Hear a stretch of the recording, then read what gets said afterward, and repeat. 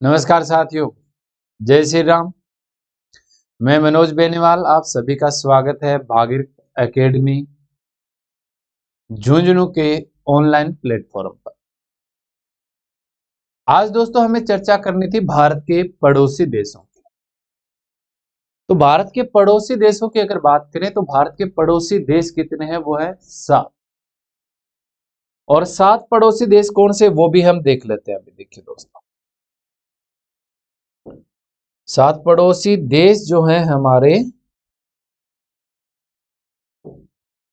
वो कौन कौन से हैं?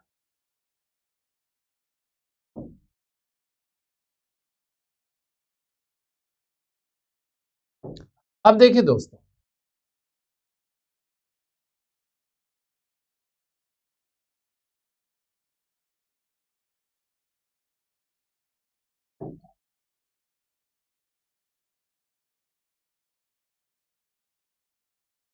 पड़ोसी देश यानी जो हमारी स्थलीय सीमा रेखा का निर्माण करते हैं।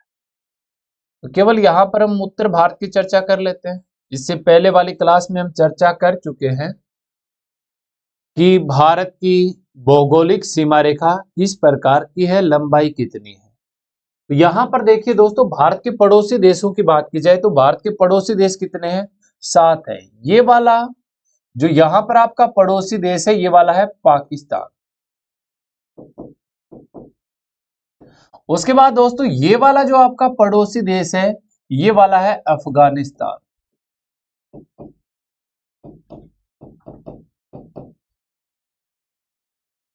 उसके बाद दोस्तों देखिए, ये वाला यहां से लेकर ये वाला जो पड़ोसी देश है, ये वाला है चीन। और ये वाला यहां पर आपका पड़ोसी देश है नेपाल। यहां पर दोस्तों आपका पड़ोसी देश आ जाता है भूटान। और ये वाला जो पड़ोसी देश है इस साइड में, इसका नाम है म्यांमार। और यहां पर आपका जो पड़ोसी देश लगता है दोस्तों, यहां पर जिसका नाम है बांग्लादेश। तो भारत के जो पड़ोसी देश है वो कितने हैं? 7 पड़ोसी देश हैं। पहला पाकिस्तान, दूसरा अफगानिस्तान, तीसरा चीन, 4 नंबर पे नेपाल, 5 नंबर पे भूटान, 6 नंबर पे म्यांमार और 7 नंबर पे आपका है बांग्लादेश। अच्छा, आइए दोस्तों देखते हैं सबसे पहले हम पाकिस्तान की भूमि रेखा। तो पाकिस्तान जो हमारे साथ सीमा बनाता है, कहां कहां पर बनाता है?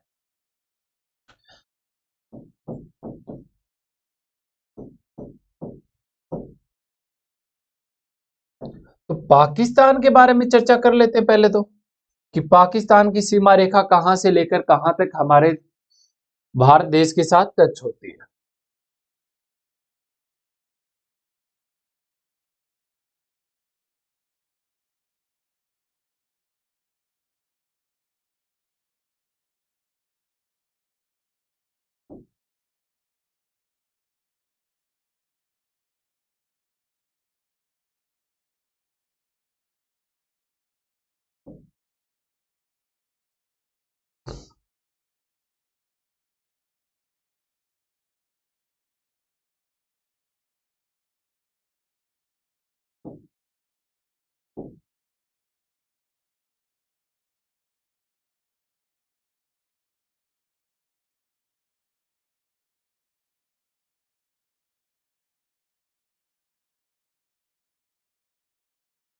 अब देखिए दोस्तों, पाकिस्तान की अगर बात करें तो पाकिस्तान की सीमा रेखा हमारे साथ कहां कहां टच होती है, तो मैं आराम से यहाँ पे आपको समझाता रहूंगा और आप इस क्लास को अपने दोस्तों के साथ शेयर जरूर करेंगे।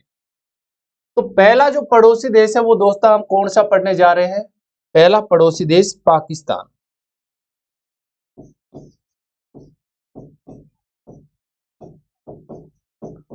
अब देखिए दोस्तों, सबसे पहले तो मैं आपको बताना चाहूंगा कि पाकिस्तान की जो सीमा रेखा यहां से प्रारंभ होती है, पाकिस्तान की जो सीमा रेखा यहां से प्रारंभ होती है। मैं पाकिस्तान की सीमा का कलर अलग से बना देता हूं आपके लिए।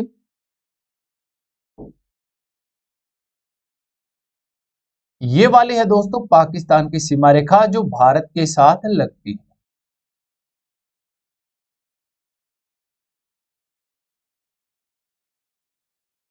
ये वाली रियल सीमा तो यही है दोस्तों। आगे की चर्चा भी हम कर लेंगे कि कहां पे क्या अधिकार है पाकिस्तान का। तो देश के दोस्तों ये पाकिस्तान के साथ हमारी कितने राज्य सीमा बनाते हैं, तो पाकिस्तान के साथ लगने वाले हमारे जो राज्य है उनकी संख्या कितनी है। पहला तो देखिए दोस्तों कौन सा है, गुजरात। दूसरा कौन सा है, राजस्थान। और तीसरा यहां पर देखिए दोस्तों पंजाब। तो पाकिस्तान के साथ हमारे कितने स्टेट सीमा बनाते हैं, 3 स्टेट सीमा बनाते हैं।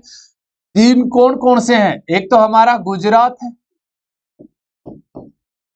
दूसरा हमारा राजस्थान है, और तीसरा हमारा स्टेट आ जाता है पंजाब। उसके बाद देखिए दोस्तों यहां पर ये वाला है जम्मू कश्मीर और ये वाला है लद्दाख। ये इस साइड वाला लद्दाख और ये इस साइड वाला जम्मू कश्मीर है। तो जम्मू कश्मीर के साथ भी लगती है और लद्दाख के साथ भी लगती है, 2 यूनियन टेरिटरी है। तो संघ शासित प्रदेश की अगर बात करें तो संघ शासित प्रदेश कितने हैं, 2 ऐसे संघ शासित प्रदेश हैं जो पाकिस्तान के साथ सीमा बनाते हैं। एक का नाम है जम्मू कश्मीर और दूसरे का नाम है लद्दाख। अब बात करते हैं दोस्तों पाकिस्तान के साथ लगने वाली सीमा रेखा की जो लंबाई है वो लंबाई कितनी है। तो पाकिस्तान के साथ लगने वाली सीमा रेखा की लंबाई, पाकिस्तान के साथ भारत की जो अंतरराष्ट्रीय सीमा रेखा लगती है उसकी लंबाई है 3310 किलोमीटर है, जो भारत की उत्तर पश्चिम दिशा में सीमा बनाता है। तो पाकिस्तान के साथ लगने वाली सीमा रेखा की लंबाई कितनी है, 3310 किलोमीटर है। उसके बाद देखिए दोस्तों पाकिस्तान की सीमा रेखा का नाम, तो इस सीमा रेखा का जो नाम है वो क्या है, रेड क्लिफ रेखा। पाकिस्तान के साथ लगने वाली अंतरराष्ट्रीय सीमा रेखा को किस नाम से जाना जाता है, रेड क्लिफ रेखा के नाम से जाना जाता है, या फिर इसे 24वीं समांतर रेखा भी कहा जाता है। क्या कहा जाता है, 24वीं समांतर रेखा के नाम से भी इसे जाना जाता है। मूल नाम इसका क्या है दोस्तों, रेड क्लिफ रेखा है। पाकिस्तान रेड क्लिफ को नहीं मान के पाकिस्तान क्या मानता है कि 24वीं समांतर रेखा मानता है भारत और पाकिस्तान के बीच। वैसे इसका नाम क्या है, रेड क्लिफ रेखा है। ये रेड क्लिफ रेखा दोस्तों निर्धारित कब हुई थी, तो निर्धारित की अगर बात की जाए तो निर्धारित हुई थी ये 17 अगस्त 1947 को इसे क्या किया गया था, निर्धारित किया गया था। 17 अगस्त 1947 को यह सीमा रेखा निर्धारित हुई थी। किस आयोग के द्वारा, तो देखिए दोस्तों 2 आयोग बनाए गए थे, क्योंकि पाकिस्तान का जो विभाजन हुआ था वो 2 दिशाओं में हुआ था। एक तो ये पूर्वी पाकिस्तान और ये पश्चिमी पाकिस्तान। ये वाला 1971 में भारत की मदद से क्या बन चुका था, यहाँ पे बांग्लादेश बना था। ये वाला जो देश है यहाँ पर कौन सा देश है, बांग्लादेश है। तो बांग्लादेश नया राष्ट्र कब बना था दोस्तों, 1971 में बना था। 1971 में भारत और पाकिस्तान का जो युद्ध हुआ था उससे पहले ये पाकिस्तान का हिस्सा हुआ करता था। अब देखिए दोस्तों ये आयोग जो बनाया गया था, तो इस साइड में सीमा निर्धारित करने के लिए बंगाल सीमा आयोग, और इस साइड में सीमा निर्धारित करने के लिए जो आयोग बनाया गया उसका नाम क्या था, पंजाब सीमा आयोग रखा गया था। और पंजाब सीमा आयोग का जो अध्यक्ष बना था, पंजाब सीमा आयोग का अध्यक्ष किसको बनाया गया था, वो था सिरिल रेडक्लिफ। सिरिल रेडक्लिफ को बनाया गया था।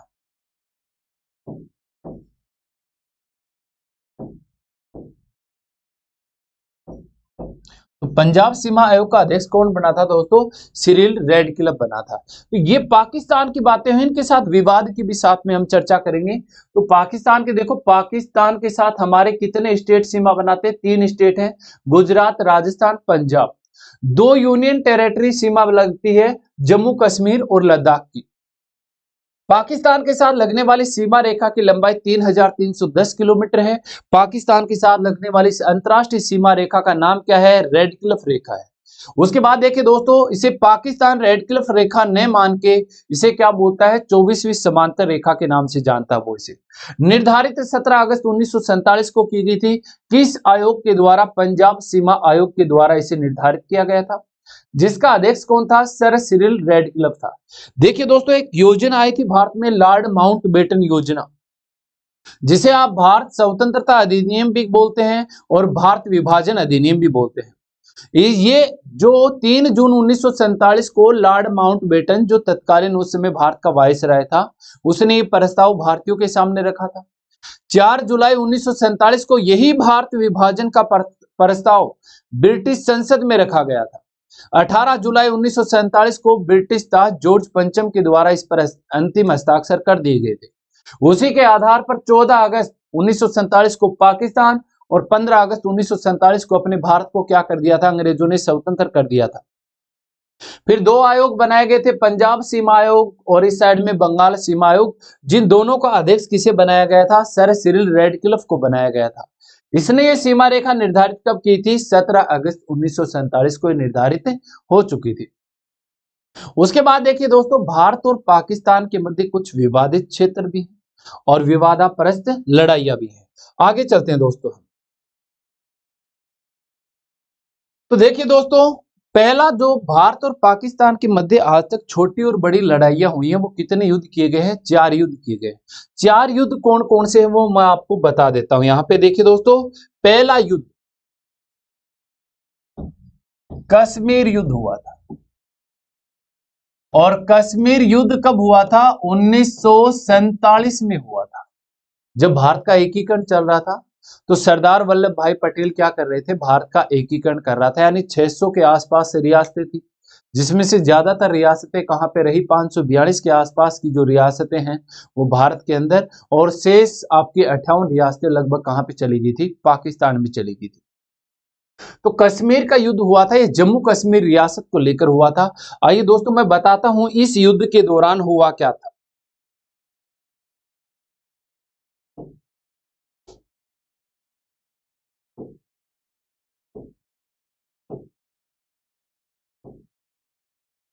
ये देखिए दोस्तों, ये है हमारा जम्मू कश्मीर और लद्दाख।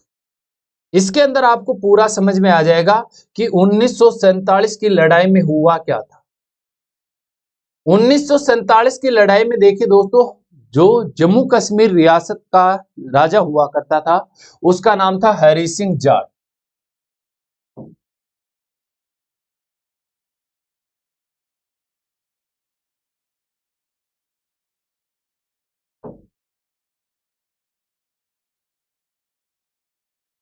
हरि सिंह जाट हुआ करता था। हरि सिंह जाट ने अपने रियासत को स्वतंत्र रखने की घोषणा कर दी थी। अब कोई दिक्कत नहीं सरदार वल्लभ भाई पटेल को, ठीक है, कोई बात नहीं, जब आपकी इच्छा हो तब आप भारत में मिलना चाहे तब मिल सकते हैं। लेकिन बंटवारे के बाद पाकिस्तान के क़बायलियों ने क्या कर दिया? कश्मीर पर आक्रमण कर दिया।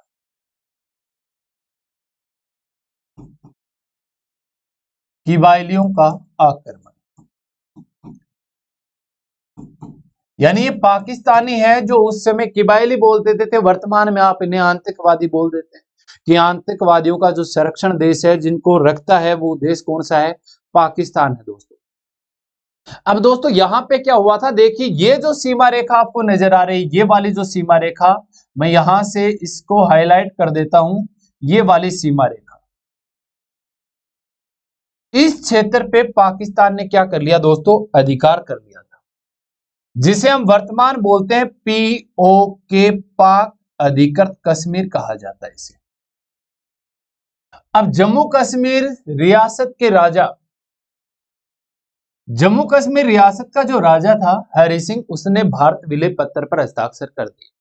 यहां पर इस क्षेत्र को छुड़ाने के लिए भारतीय सेना को भेजा गया था।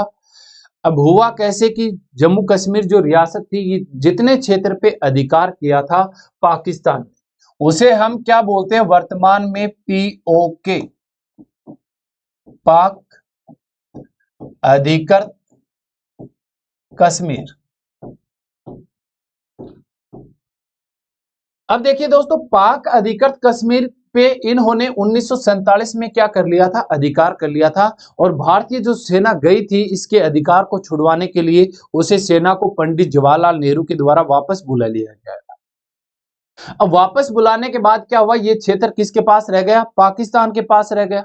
और ये हमारा मुद्दा कहां पे, पंडित जवाहरलाल नेहरू का कहना था कि हम यूएनओ में बात करेंगे, यूएनओ में रखेंगे इस प्रस्ताव को, वहां से हम हासिल कर लेंगे, अपना क्षेत्र वापस ले लेंगे। लेकिन ऐसा आज तक नहीं हुआ है दोस्तों। ये पीओके वर्तमान में भी किसके पास है, पाकिस्तान के पास है। इसलिए हम इसे क्या बोलते हैं, पाक अधिकृत कश्मीर बोलते हैं। पाक अधिकृत कश्मीर की जो राजधानी है, कैपिटल जो बनी हुई है, वो किसको बना के रखा है, मुजफ्फराबाद को बना के रखा है। तो पाक अधिकृत कश्मीर की जो राजधानी है वो क्या है, मुजफ्फराबाद है, जिसपे 1947 में पाकिस्तान ने क्या कर लिया था, अधिकार कर लिया था। ये वाला जो क्षेत्र है, ये वाला, इस पे 1947 में इन लोगों ने क्या कर लिया था, अधिकार कर लिया था दोस्तों। अब आइए दोस्तों, ये वाली देखिए, जो ये वाली रेखा थी, इसे तो हम क्या बोलते हैं, रेड क्लिफ रेखा बोलते हैं।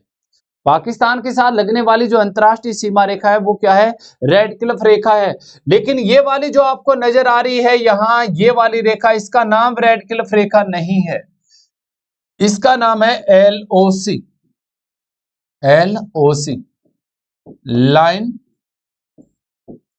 Of control. तो पाकिस्तान के साथ लगने वाली अस्थायी सीमा रेखा को क्या कहा जाता है, LOC कहा जाता है। यानी जम्मू कश्मीर में भारत व पाकिस्तान के मध्य लगने वाली अस्थायी सीमा रेखा का नाम क्या रखा गया है, LOC रखा गया है। पहले इसे सीज फायर के नाम से जाना जाता था। तो पहले इसे किस नाम से, अभी भी आप सीज फायर बोल देते हैं। न्यूज में सुना होगा कि पाकिस्तान के आतंकवादियों ने एक बार फिर से सीज फायर रेखा का उल्लंघन करते हुए गोलियां चलाई। तो ये सीज फायर, इसका नाम क्या है, LOC है, लाइन ऑफ कंट्रोल, जो किन दो देशों के मध्य है, भारत व पाकिस्तान के मध्य है। तो ये थी दोस्तों भारत व पाकिस्तान के मध्य होने वाली पहली लड़ाई। उसके बाद देखिए दोस्तों, दूसरा जो युद्ध हुआ था भारत पाकिस्तान के मध्य, तो दूसरा युद्ध देखिए दोस्तों, ये वाला अपना क्या है, प्रायद्वीपीय भारत है। और यहां पर हमारा जो स्टेट आता है उसका नाम क्या है, गुजरात है। और गुजरात का ये वाला जो क्षेत्र है, यानी कच्छ का रण, इसे बोला जाता है सर क्रीक। और ये वाला जो बिंदु है इसे बोला जाता है कोरी क्रीक, जहां से पाकिस्तान की सीमा रेखा क्या होती है, प्रारंभ होती है। यहां से पाकिस्तान की सीमा प्रारंभ होती है। और ये जो 72 वर्ग किलोमीटर का एरिया है, इसका नाम क्या है, सरक्रीक है। इस क्षेत्र को लेकर दोबारा युद्ध हुआ था। ये युद्ध हुआ था भारत पाक युद्ध, भारत पाक युद्ध 1965। अब देखिए दोस्तों, इस युद्ध के दौरान क्या हुआ था, ये युद्ध चल रहा था, युद्ध थम चुका था, युद्ध विराम हो चुका था। युद्ध विराम, युद्ध किस क्षेत्र को लेकर हुआ था, सरक्रीक क्षेत्र को लेकर हुआ था, जो हमारे किस स्टेट का हिस्सा है, गुजरात का हिस्सा है। अब इस युद्ध के दौरान भारत के जो प्रधानमंत्री थे, भारत के प्रधानमंत्री कौन थे, लाल बहादुर शास्त्री थे, लाल बहादुर शास्त्री। और लाल बहादुर शास्त्री के द्वारा दोस्तों एक नारा दिया गया था यहां पर, वो नारा कौन सा था, तो लाल बहादुर शास्त्री के द्वारा कौन सा नारा दिया गया था, जय जवान जय किसान। ये नारा दिया गया था किस युद्ध के दौरान, भारत पाकिस्तान का जो 1965 का युद्ध हुआ था सरक्रीक क्षेत्र को लेकर, इस युद्ध के दौरान लाल बहादुर शास्त्री के द्वारा जय जवान जय किसान का नारा दिया गया था। फिर दोस्तों इस युद्ध के बाद एक समझौता भी हुआ था, जिसे हम बोलते हैं ताशकंद समझौता, ताशकंद समझौता। और ताशकंद समझौता दोस्तों हुआ था 10 जनवरी 1966। कब हुआ था, 10 जनवरी 1966 को। लड़ाई कब हुई थी, 1965 में हुई थी। ये वाला जो ताशकंद है, ताशकंद वर्तमान की अगर बात करें तो वर्तमान में किस देश की राजधानी है, उज्बेकिस्तान की राजधानी है। तो ताशकंद वर्तमान में कौन से क्षेत्र में आता है, उज्बेकिस्तान में आता है। यह समझौता किन किन के मध्य हुआ था, तो भारत के जो प्रधानमंत्री थे, भारत की तरफ से तो यहां पे कौन गया था, भारत के प्रधानमंत्री लाल बहादुर शास्त्री गए थे। और पाकिस्तान का जो प्रधानमंत्री था दोस्तों, पाकिस्तान का प्रधानमंत्री था अयूब खान। इन दो प्रधानमंत्रियों के मध्य यह समझौता हुआ था। कौन सा? ताशकंद का समझौता। दोनों की मध्यस्थता किसके द्वारा की गई थी? रूस के द्वारा। और रूस का जो इस समय प्रधानमंत्री था वो था कोसिगिन, उनके द्वारा इसकी मध्यस्थता की गई थी। देखिए दोस्तों, समझौते में क्या हुआ कि भारत का जो पाकिस्तान का जितना क्षेत्र जीता था हमने वापस लौटा दिया। उनके जितने आतंकवादी हमारे पास थे, हमने जिनको आत्मसमर्पण करवाया था वो भी वापस लौटा दिए गए। भारत में इस बात से कई नेता क्या हो गए थे? नाराज हो गए थे आपके लाल बहादुर शास्त्री से। लेकिन लाल बहादुर शास्त्री तो वापस भारत में लौटे नहीं थे। लाल बहादुर शास्त्री की जो मृत्यु हुई थी ये ताशकंद में ही हुई थी। और कब हुई थी? 11 जनवरी 1966 को इनकी क्या हो गई थी? मृत्यु हो गई थी। तो भारत के वो प्रधानमंत्री है, पद पर रहते हुए मरने वाले दूसरे प्रधानमंत्री हैं, लेकिन विदेश में मरने वाले भारत के एकमात्र प्रधानमंत्री है जिनकी मृत्यु 11 जनवरी 1966 को कहां पर हुई थी? ताशकंद में हुई थी। यह भारत और पाकिस्तान के मध्य दूसरा युद्ध हुआ था। आइए दोस्तों चलते हैं तीसरे की तरफ। तीसरा जो युद्ध हुआ था भारत पाक युद्ध। भारत पाक युद्ध ये कब हुआ था? 1971 में हुआ था। ये एक बड़ी लड़ाई थी भारत और पाकिस्तान के मध्य। देखिए दोस्तों, इस समय देखिए दोस्तों, भारतीय सेना का जो सेनापति था, भारतीय सेना का सेनापति था यहां पर जगजीत सिंह अरोड़ा। भारतीय सेना का सेनापति कौन था? जगजीत सिंह अरोड़ा। और पाकिस्तान का जो सेनापति था वो था मोहम्मद नियाजी।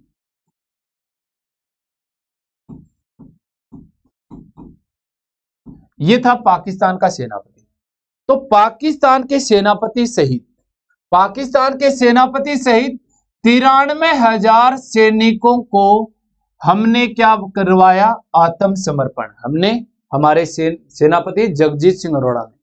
तो 93,000 सैनिकों को जगजीत सिंह अरोड़ा ने मोहम्मद नियाजी सहित क्या करवा लिया? आत्मसमर्पण करवा लिया। अब युद्ध विराम अपने आप होना था। युद्ध विराम हो गया क्योंकि जितने सैन्य थी बेचारों की उसको तो आपने क्या कर लिया? गिरफ्तार कर लिया। भारत के कितने सैनिक? भारत के या तो 53 सैनिक या फिर 57 सैनिक पाकिस्तान की गिरफ्त में थे। युद्ध विराम होने के बाद एक समझौता हुआ था जिसे हम बोलते हैं शिमला समझौता। शिमला समझौता। और शिमला समझौता दोस्तों कब हुआ था? 3 जुलाई 1972 को हुआ था। तो दोस्तों शिमला समझौता कब हुआ था? 3 जुलाई 1972 को हुआ था। किन दो देशों के मध्य हुआ था? तो भारत व पाकिस्तान के मध्य। तो भारत की तो यहां पर देखिए दोस्तों 1971 में जो प्रधानमंत्री थी, भारत की प्रधानमंत्री कौन थी? इंदिरा गांधी थी। और यहां पर देखिए दोस्तों पाकिस्तान का जो प्रधानमंत्री था इस समझौते में, जिसका नाम था जुल्फिकार अली भुट्टो। जुल्फिकार अली भुट्टो ये पाकिस्तान का प्रधानमंत्री था। इस समझौते के दौरान पाकिस्तान की प्रधानमंत्री जुल्फिकार अली भुट्टो की पुत्री भी भारत में आई थी। और जुल्फिकार अली भुट्टो की पुत्री का नाम क्या था? बेनजीर भुट्टो था। तो इसकी पुत्री का नाम क्या था? बेनजीर भुट्टो।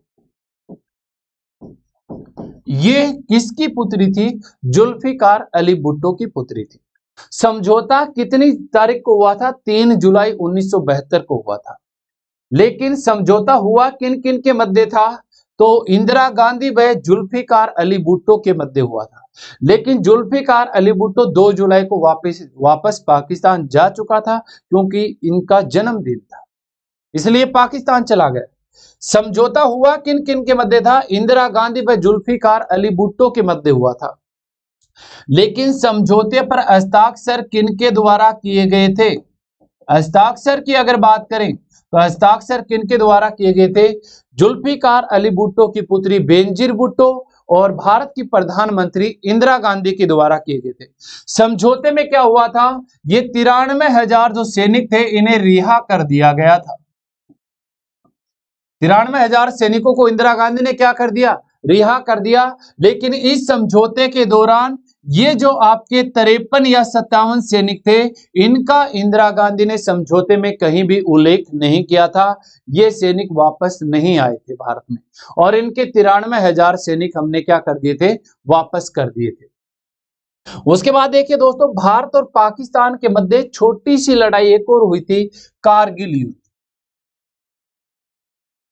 कारगिल युद्ध जो हुआ था दोस्तों, ये हुआ था 1999 में और इस युद्ध के दौरान भारतीय सेना ने एक ऑपरेशन चलाया था।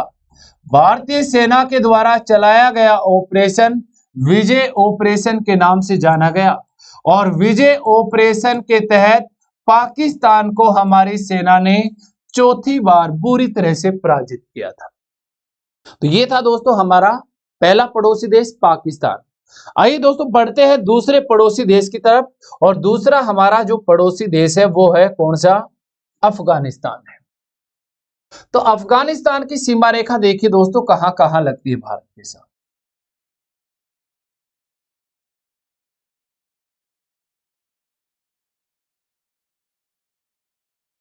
ये यहां पे तो दोस्तों हमारा क्या है? जम्मू कश्मीर।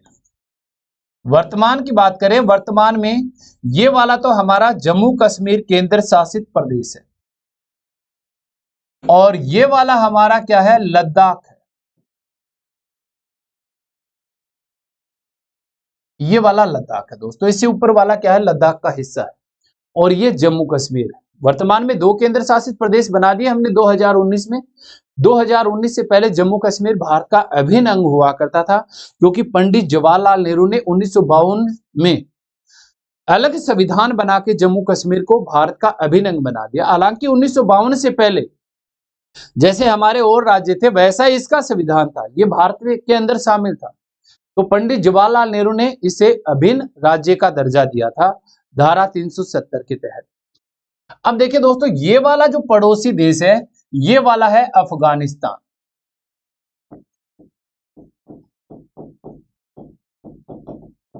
तो अफगानिस्तान देखिए दोस्तों उत्तर में है। अब अफगानिस्तान की वर्तमान में जो सीमा है वो किसके साथ लगती है? पीओके के साथ। क्योंकि देखिए दोस्तों मैं आपको बता देता हूं पीओके का हिस्सा वर्तमान में कौन सा है। ये पीओके है। ये वाला क्या है? पीओके, पाक अधिकृत कश्मीर। तो वर्तमान में ना तो लद्दाख के साथ लगती है ना जम्मू कश्मीर के साथ लगती है। किसके साथ लगती है? पाक अधिकृत कश्मीर के साथ लगती है। अफगानिस्तान के साथ लगने वाली सीमा रेखा का जो नाम है, तो अफगानिस्तान के साथ लगने वाली सीमा रेखा का नाम क्या है? डूरंड रेखा बोला जाता है। इसे किस नाम से जाना जाता है? डूरंड रेखा के नाम से इसे जाना जाता है। डूरंड रेखा दोस्तों, डूरंड रेखा की जो लंबाई है वो कितनी है? 80 किलोमीटर है। डूरंड रेखा की लंबाई कितनी है? 80 किलोमीटर है। ये भारत के साथ लगने वाली सबसे छोटी अंतर्राष्ट्रीय सीमा है, सबसे छोटी अंतर्राष्ट्रीय सीमा।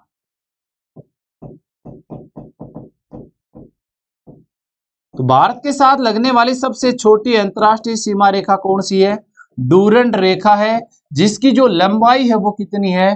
80 किलोमीटर है। डूरंड रेखा को निर्धारित कब किया गया था? तो निर्धारित की अगर बात करें दोस्तों, ये सीमा रेखा निर्धारित हुई थी 12 नवंबर 1896 को। इसे क्या किया गया था? निर्धारित किया गया था। निर्धारित करने वाला जो व्यक्ति था उसका नाम था मार्टिनर डूरंड। तो निर्धारित किस व्यक्ति के द्वारा की गई थी? मार्टिनर डूरंड के द्वारा यह सीमा रेखा निर्धारित की गई थी। कब की गई थी? 12 नवंबर 1896 को इसे निर्धारित किया गया था। नाम इसका डोडेंट रेखा रखा गया था। लंबाई इसकी कितनी है? 80 किलोमीटर। वर्तमान की अगर बात करें तो वर्तमान में ये भारत की किसी भी भौगोलिक क्षेत्र के साथ नहीं लगती है। जो पाक अधिकृत कश्मीर है वर्तमान में केवल उसी के साथ ये सीमा रेखा लगती है, अन्यथा पहले जम्मू कश्मीर स्टेट के साथ लगती थी। जब हम पीओके को ले लेंगे तो पीओके किसका हिस्सा है? लद्दाख का हिस्सा है। पीओके कश्मीर के नाम से उस समय से नाम रखा हुआ इसका, जब ये पूरी रियासत को जम्मू कश्मीर के नाम से जाना जाता था। तो वर्तमान में किसके साथ लगती है? लद्दाख के साथ, पीओके के साथ लगती है। आइए दोस्तों देखते हैं तीसरा हमारा पड़ोसी देश कौन सा है। तो 3 नंबर का जो हमारा पड़ोसी देश है वो कौन सा है? चीन आता है। 3 नंबर का पड़ोसी देश देखिए दोस्तों, कहां से कहां इसकी सीमा रेखा लगती है ये भी मैं आपको बता देता हूं।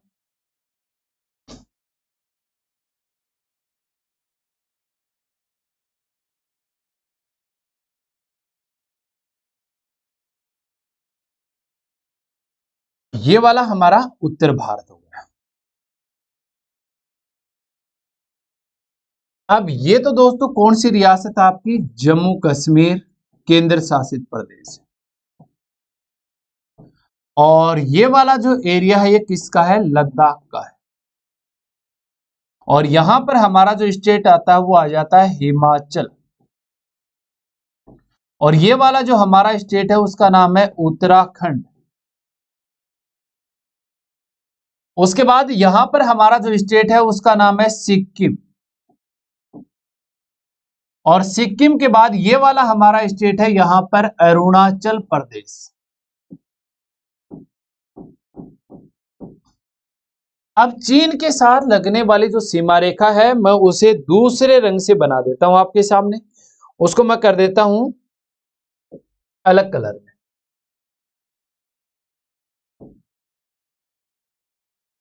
चीन के साथ लगने वाले को आप देख लेंगे कि चीन की सीमा रेखा कहां कहां पर लगती है भारत के साथ।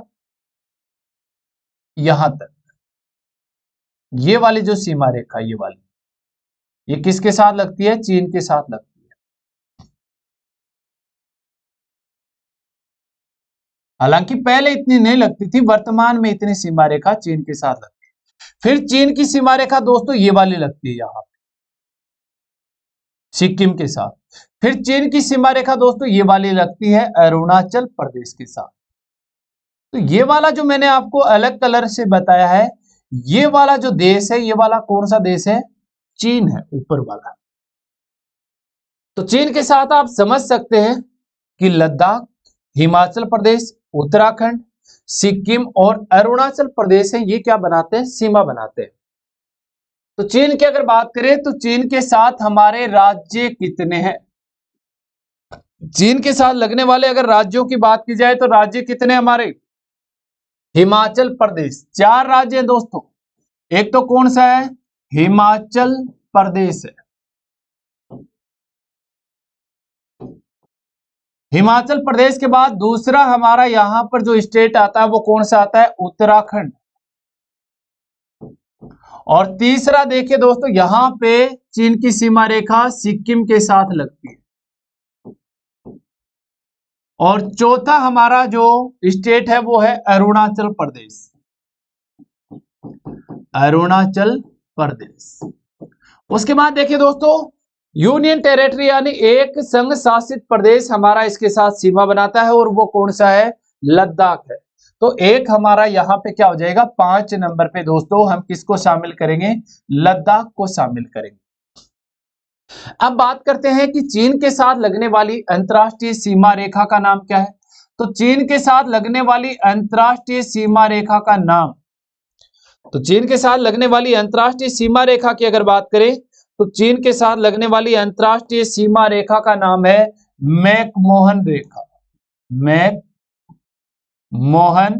रेखा। निर्धारित कब हुई थी? यह सीमा रेखा जो निर्धारित हुई थी यह हुई थी 27 अप्रैल 1914 को इसे क्या किया गया था? निर्धारित किया गया था। 1914 में ऐसा सिस्टम था। उसके बाद क्या हुआ है वो भी हम देखेंगे। तो ये पहले की अगर बात करें तो पहले हमारा देखिए जम्मू कश्मीर था, एक तो हिमाचल प्रदेश, उत्तराखंड, सिक्किम और अरुणाचल प्रदेश। फिर जम्मू कश्मीर का विभाजन करके हमने दो यूनियन टेरिटरी का निर्माण किया, जम्मू कश्मीर और लद्दाख। तो वर्तमान में लद्दाख, हिमाचल प्रदेश, उत्तराखंड, सिक्किम और अरुणाचल प्रदेश है, ये हमारे किसके साथ लगते हैं? चीन के साथ भौगोलिक सीमा का निर्माण करते हैं। चीन के साथ लगने वाली भौगोलिक सीमा रेखा का नाम है मैकमोहन रेखा। निर्धारित 27 अप्रैल 1914 को इसे निर्धारित किया गया था। लंबाई की अगर बात करें तो इसकी लंबाई है 3917 किलोमीटर। तो चीन के साथ लगने वाली सीमा रेखा की जो लंबाई है वो कितनी है? 3917 किलोमीटर। अब देखिए दोस्तों, भारत और चीन के मध्य क्या विवादाप्रस्त क्षेत्र है, उनकी चर्चा कर लेते हैं। भारत और चीन के मध्य की अगर बात करें, जो भी विवादाप्रस्त क्षेत्र है उनकी हम यहां पर चर्चा करेंगे।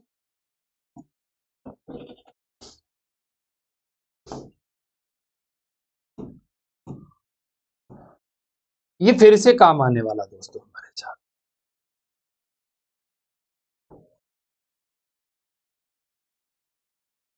शायद तक आपको दिख रहा होगा पूरा क्षेत्र। अब देखिए दोस्तों, ये बात कब की है? एक युद्ध हुआ था भारत और पाकिस्तान के मध्य, भारत और चीन के मध्य। तो भारत और चीन के मध्य जो युद्ध हुआ था वो कब हुआ था? भारत चीन युद्ध ये हुआ था दोस्तों 1962 में। 20 अक्टूबर 1962 को चीन ने भारत पे आक्रमण किया था दो साइडों से। दो साइड कौन सी? एक तो लद्दाख की साइड से और एक अरुणाचल प्रदेश की साइड से क्या कर दिया था? आक्रमण किया था। अब देखिए दोस्तों, उस दौरान जो लद्दाख में हुआ था, पहले हम उसकी चर्चा कर लेते हैं। युद्ध की जो नींव थी वो बहुत पहले से रखी जा चुकी थी। पहली बात तो भारत ने यूएनओ का स्थायी सदस्य किसको बना दिया? चीन को बना दिया। और स्थायी सदस्य का प्रस्ताव हमें मिला था, न कि चीन को मिला था। फिर हमारे भारत के बीच और चीन के बीच एक समझौता हुआ था अप्रैल 1954 में। एक समझौता हुआ जिसे पंचशील समझौता कहा जाता है। पंचशील जो शब्द है ये बौद्ध धर्म के ग्रंथों से लिया गया था। इस समझौते में 5 सिद्धांत थे और 5 ऐसे सिद्धांत थे, कोई भी एक दूसरे के व्यापारिक मामले में हस्तक्षेप नहीं करेगा, कोई दूसरा एक दूसरे की भौगोलिक सीमा के साथ हस्तक्षेप नहीं करेगा। ऐसे करके कुछ 5 समझौते हुए थे भारत और चीन के मध्य। फिर देखिए दोस्तों, धीरे धीरे चीन ने क्या किया कि तिब्बत पे अधिकार करना शुरू कर दिया था। 1959 में पूरे लगभग तिब्बत पे किसने अधिकार कर लिया? चीन ने अधिकार कर लिया था। और चीन का जो प्रमुख नेता हुआ करता था दलाई लामा। दलाई लामा चीन से भागकर भारत आया था, जिसे भारत के प्रधानमंत्री पंडित जवाहरलाल नेहरू ने हिमाचल प्रदेश की धर्मशाला में शरण दी थी। और तब से देखो, जहीं भी आप जाएंगे कैंप लगे रहते हैं, मेले लगे रहते हैं, तिब्बती शरणार्थी। तो ये शरण उसी समय से चली आ रही है। और इससे पहले एक नारा भी दिया गया था पंडित जवाहरलाल नेहरू के द्वारा, जिसे बोला जाता है हिंदी चीनी भाई भाई। ये नारा भी किसकी देन है? पंडित जवाहरलाल नेहरू की देन है।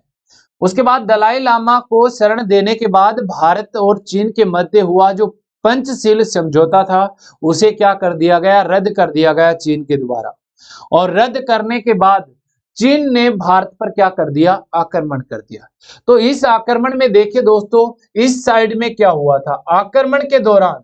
ये जो मैं आपको दिखा रहा हूं, ये वाला क्षेत्र है जिसे अक्साई चीन के नाम से जाना जाता है। ये चीन का नहीं है बल्कि हमारा हिस्सा है। चीन को आपके पंडित जवाहरलाल नेहरू ने 1962 में किसको दे दिया? चीन को दे दिया था। जब पंडित जवाहरलाल नेहरू से कहा गया कि आपने भारत का भूभाग क्यों दे दिया चीन को, तब उनका कहना यह था कि भारत का वो अनउपजाऊ भूभाग है, हमारे किसी काम का भी नहीं है। उसके बाद देखिए दोस्तों, ये वाला जो क्षेत्र है इस पर चीन ने अधिकार कब किया था? 1962 में। इसे हम क्या बोलते हैं? अक्साई चीन बोलते हैं। अक्साई चीन यानी जम्मू कश्मीर या लद्दाख का वह भूभाग जो वर्तमान चीन के अधिकार में है, उसे किस नाम से जाना जाता है?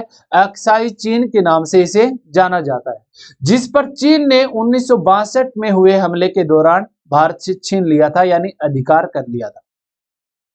फिर ये वाला जो क्षेत्र आपको दिख रहा है दोस्तों, ये वाला जो क्षेत्र है, ये वाला क्षेत्र भी किसका है? भारत का है।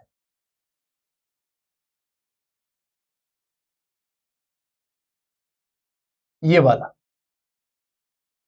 ये देखिए यहां पर दोबारा मैं सफेद लाइन से कर रहा हूं। ये आपको जो चारों तरफ जिसके हमने व्हाइट बाउंड्री की है, ये वाला जो एरिया है, ये पहले पाकिस्तान के पास हुआ करता था। किसके पास हुआ करता था? पाकिस्तान के पास, यानी ये पीओके का हिस्सा था। ये वाला पीओके का हिस्सा था, जिसे 1963 में पाकिस्तान ने किसको दे दिया? चीन को दिया।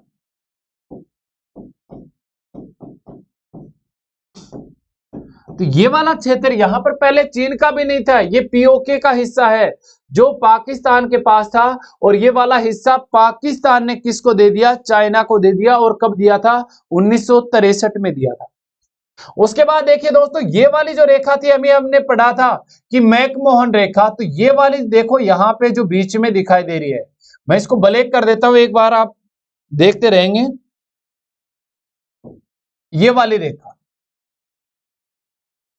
ये वाली रेखा, इसका नाम मैकमोहन नहीं है।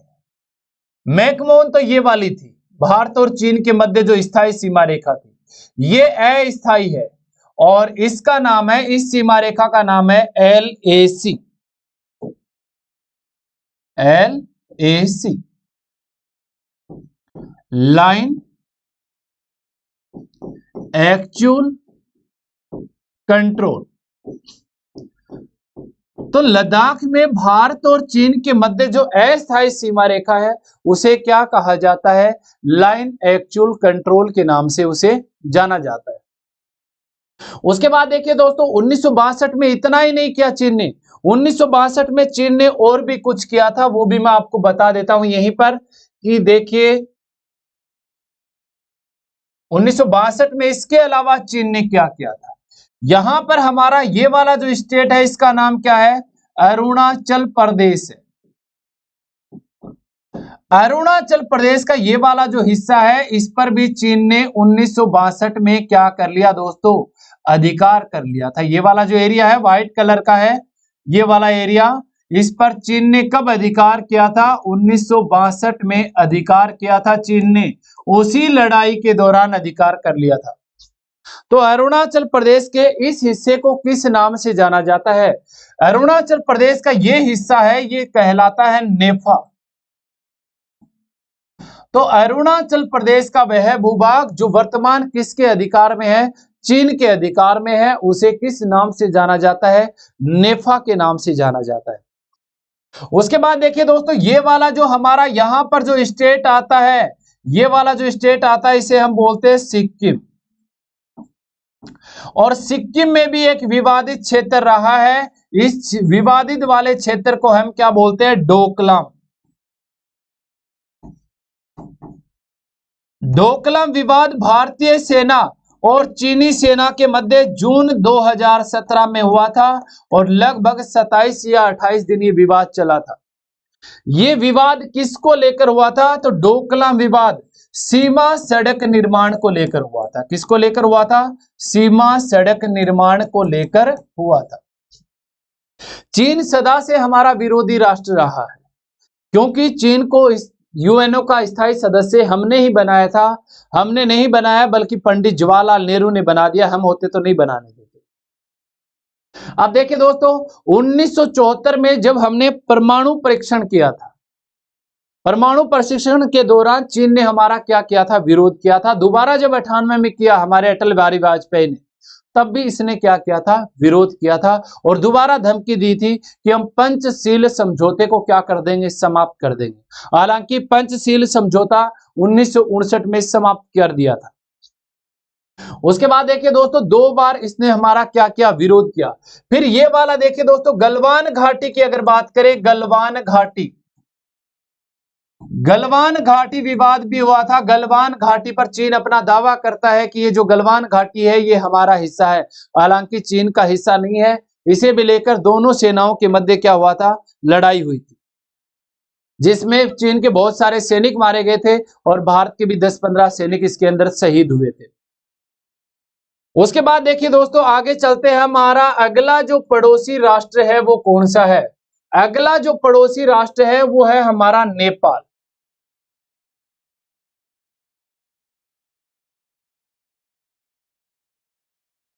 तो हमने देखा ये वाली सीमा, इससे ऊपर कौन लगता है? चीन। और यहां पर हमारा पड़ोसी राष्ट्र कौन सा है? नेपाल है। नेपाल के साथ भारत के किन किन स्टेटों की सीमा लगती है? यहां पर तो लगता है उत्तराखंड, यहां पर दोस्तों लगता है उत्तर प्रदेश, फिर यहां पर दोस्तों लगता है बिहार, और फिर यहां पर इसकी सीमा रेखा यहां पर लगती है वेस्ट बंगाल, पश्चिम बंगाल। और ये हमारा जो यहां पर राज्य है इसका नाम है सिक्किम। तो नेपाल के साथ हमारे कितने राज्य सीमा बनाते हैं? एक, दूसरा उत्तर प्रदेश, तीसरा बिहार, चौथा पश्चिम बंगाल और पांचवा कौन सा है? सिक्किम है। नेपाल के साथ लगने वाली ये वाली जो सीमा रेखा है, सीमा रेखा की लंबाई है दोस्तों 1752 किलोमीटर। तो सीमा रेखा की लंबाई कितनी है? 1752 किलोमीटर है। निर्धारित ये कभी नहीं हुई थी। भारत और नेपाल के मध्य ये वाली जो सीमा रेखा लगती है इसे बोला जाता है प्राकृतिक सीमा रेखा। तो ये कौन सी सीमा रेखा है? प्राकृतिक सीमा रेखा।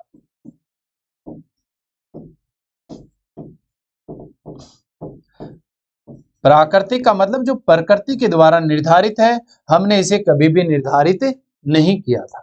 ये हमारा चौथा पड़ोसी देश था। पांचवें पड़ोसी देश की अगर बात की जाए दोस्तों, तो पांचवा हमारा पड़ोसी देश कौन सा है? पांचवें पड़ोसी देश की अगर बात की जाए तो पांचवा हमारा पड़ोसी देश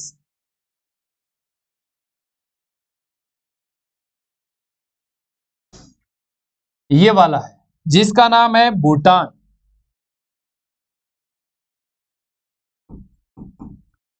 अब देखिए दोस्तों, भूटान की सीमा रेखा ये वाली है, ये वाली सीमा रेखा। इस एरिया के अंदर जो देश है वो कौन सा है? भूटान है। भूटान की अगर बात करें तो देखिए दोस्तों, यहां पर कौन कौन से स्टेट इसके साथ सीमा बनाते हैं? ये वाला सिक्किम, फिर यहां पर फिर से इसके साथ लगता है वेस्ट बंगाल, पश्चिम बंगाल। पश्चिम बंगाल के बाद ये वाला जो स्टेट लगता है इसका नाम है असम, और चौथा हमारा यहां पर जो स्टेट लगता है उसका नाम है अरुणाचल प्रदेश। तो भूटान के साथ हमारे कितने राज्य सीमा बनाते हैं दोस्तों? 4 राज्य सीमा बनाते हैं। 4 राज्य सिक्किम, पश्चिम बंगाल, असम और अरुणाचल प्रदेश है। भूटान के साथ लगने वाली सीमा रेखा की जो लंबाई है वो है दोस्तों 587 किलोमीटर। तो भूटान के साथ लगने वाली सीमा रेखा की लंबाई कितनी है? 587 किलोमीटर है। उसके बाद देखिए दोस्तों, अगला हमारा ये, इसके साथ भी अगर सीमा रेखा की बात की जाए तो भूटान के साथ भी हमारी किस प्रकार की सीमा रेखा लगती है? प्राकृतिक सीमा रेखा लगती है। भूटान के साथ भी किस प्रकार की सीमा रेखा लगती है? प्राकृतिक सीमा रेखा लगती है। अगला देखिए दोस्तों, हमारा 6 नंबर का जो पड़ोसी राष्ट्र है वो कौन सा है? तो 6 नंबर के पड़ोसी राष्ट्र की अगर बात की जाए तो 6 नंबर का हमारा पड़ोसी राष्ट्र है इस वाले, 4 स्टेट लगेंगे उसके साथ। ये वाला जो हमारा पड़ोसी राष्ट्र है, यहां से लेकर ये वाली सीमा रेखा यहां तक, इसका नाम है म्यांमार। ये भी कभी भारत का हिस्सा हुआ करता था जब इसका नाम था बर्मा। तो बर्मा के साथ, म्यांमार के साथ लगने वाले भारत का स्टेट यहां पर तो कौन सा है? अरुणाचल प्रदेश। अरुणाचल प्रदेश के बाद दूसरा यहां पर स्टेट आता है नागालैंड, और नागालैंड के बाद यहां पर आपका तीसरा स्टेट आता है मणिपुर, और चौथा स्टेट यहां पर आ जाता है मिजोरम। बांग्लादेश, म्यांमार के साथ भारत के कितने स्टेट सीमा बनाते हैं? 4 स्टेट सीमा बनाते हैं। पहला अरुणाचल प्रदेश, दूसरा नागालैंड, तीसरा मणिपुर और चौथा जो है आपका वो कौन सा है, मिजोरम है। म्यांमार के साथ लगने वाली सीमा रेखा की अगर लंबाई की बात की जाए तो इसके साथ लगने वाली लंबाई है 1458 किलोमीटर। कितनी सीमा रेखा की लंबाई कितनी है, 1458 किलोमीटर है। नाम की अगर बात की जाए तो दोस्तों म्यांमार के साथ लगने वाली सीमा रेखा का नाम है पटकोई रेखा। तो म्यांमार के साथ लगने वाली सीमा रेखा का नाम क्या है, पटकोई रेखा है। पटकोई रेखा को निर्धारित कब किया गया था, तो दोस्तों निर्धारित की अगर बात करें तो पहले मैंने बताया था कि भारत का हिस्सा हुआ करता था। निर्धारित इसे कब किया गया था, भारत शासन अधिनियम 1935 के दौरान म्यांमार वाले हिस्से को यानी बर्मा को भारत से क्या कर दिया गया था, अलग कर दिया गया था। तो ये हमारा दोस्तों 6 नंबर का पड़ोसी राष्ट्र था। 7वें पड़ोसी राष्ट्र की अगर बात करें तो 7वां हमारा जो पड़ोसी राष्ट्र है वो कौन सा है,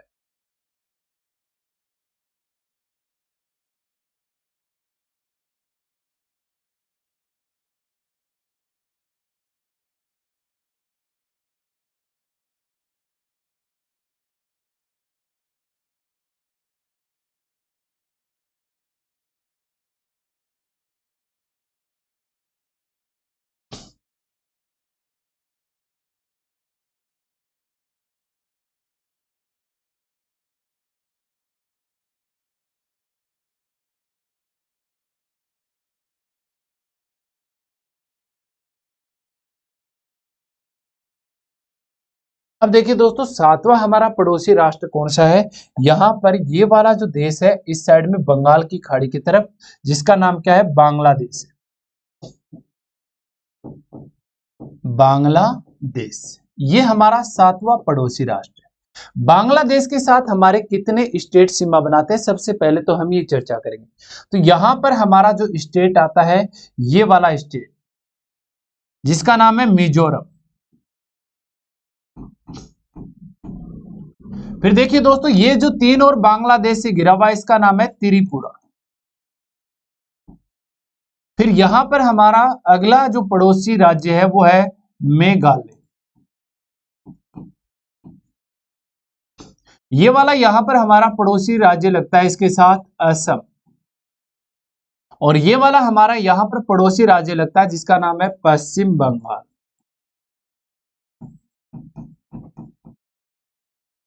तो बांग्लादेश के साथ हमारे कितने पड़ोसी, हमारे कितने राज्य हैं वो सीमा बनाते हैं, तो 5 राज्य सीमा बनाते हैं, मिजोरम, त्रिपुरा, 3 नंबर पे मेघालय, 4 नंबर पे असम और 5 नंबर पे कौन सा स्टेट लगता है इसके साथ, वेस्ट बंगाल लगता है।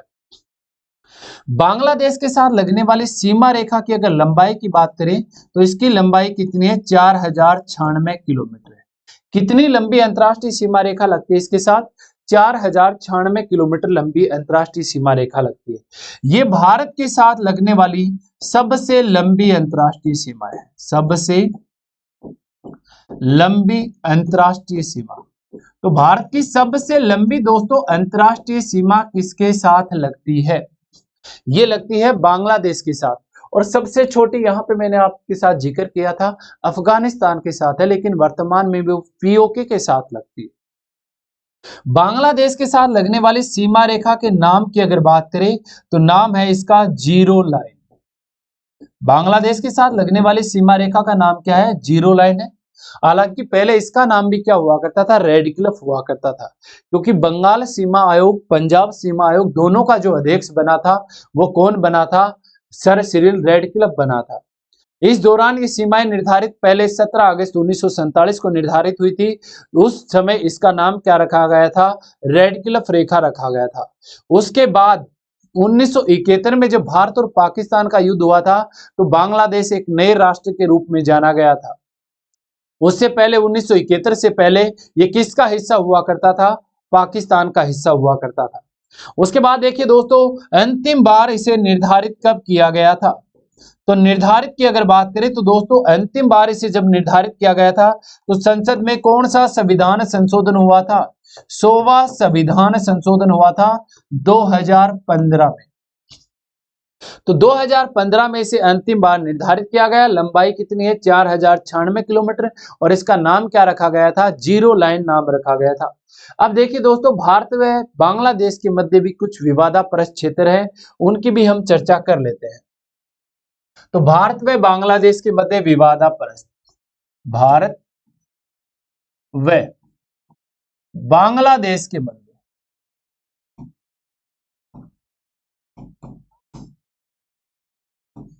विवाद, भारत में बांग्लादेश के मध्य जो विवाद है, पहला तो देखिए दोस्तों, एक द्वीप बना था बंगाल की खाड़ी में, न्यू मयूर द्वीप।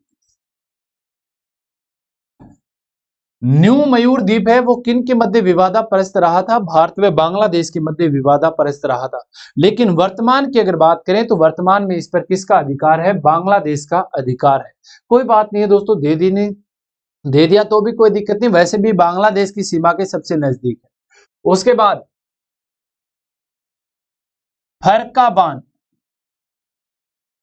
या फरक्का परियोजना, ये कहां पे बनी हुई है? पश्चिम बंगाल में बनी हुई है। देखिए दोस्तों, पश्चिम बंगाल में गंगा नदी पर एक डैम बनाया गया फरक्का।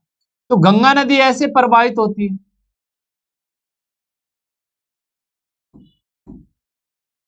और इसी डैम की सहायता से गंगा नदी की एक शाखा दाईं ओर मोड़ी गई है, जिसे हम बोलते हैं हुगली नदी। ये बांग्लादेश झूठा विवाद कर रहा है, क्योंकि ये तो स्वतंत्रता से पहले का काम है। पहले भी हुगली नदी हुआ करती थी, बाद में देशों का क्या हुआ? दो राष्ट्रों का विभाजन हुआ इनका। तो ये जो विवाद बना हुआ है, किस कारण बना हुआ है? कि गंगा नदी का पानी दूसरी तरफ मोड़ा गया, जिसे आप बोलते हैं हुगली नदी बोलते हैं। उसके बाद देखिए दोस्तों, यहां से और क्वेश्चन एक और, तीस्ता नदी जल विवाद। तीस्ता नदी जल विवाद, तीस्ता नदी जो जल विवाद है वो भी किन दो देशों के मध्य है? भारत और बांग्लादेश के मध्य है। फिर एक क्वेश्चन है, त्रिपुरा राज्य है, त्रिपुरा तीन और बांग्लादेश से घिरा हुआ है। तो भारत का वह राज्य जो तीन और बांग्लादेश से घिरा है, बांग्लादेश से घिरा है, वो कौन सा है? त्रिपुरा है। एक इनके मध्य एक क्वेश्चन और आता है, 3 बीघा गलियारा, 3 बीघा गलियारा, 3 बीघा गलियारा किन दो देशों के मध्य है? ये भी भारत व बांग्लादेश के मध्य बना हुआ है। अच्छा, तो दोस्तों ये थे हमारे आज के भारत के पड़ोसी देश।